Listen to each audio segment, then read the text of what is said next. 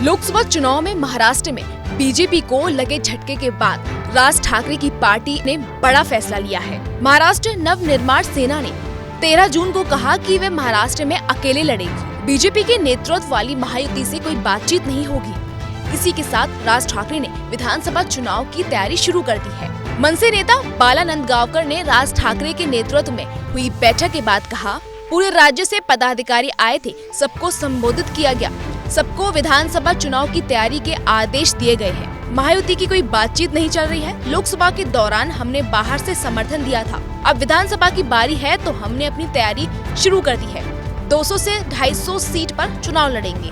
नंदगावकर ने कहा, राज ठाकरे ने जहां भी सभा की हर जगह से एनडीए के उम्मीदवार जीत कर आए। ऐसा नहीं है कि उन्हें मनसे के साथ फायदा नहीं हुआ है। हर जिले में हमारे 25,000 से ज्यादा वोटर तो हैं ही। उन्होंने बीजेपी और अजित पवार के बीच गठबंधन को लेकर चल रही अटकलों पर कहा, कोई भी पार्टी निर्णय लेती है तो सोच विचार कर लेती है।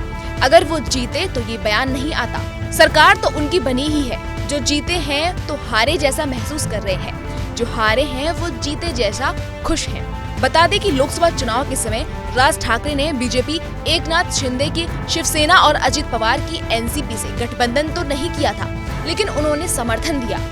राज ठाकरे ने कई रैलियां की। चुनाव प्रचार के पहले राज ठाकरे की बीजेपी के वरिष्ठ नेताओं के साथ बैठकें हुई थी। इसके बाद दावा किया गया कि राज ठाकरे ने 2 सीटें मांगी हैं।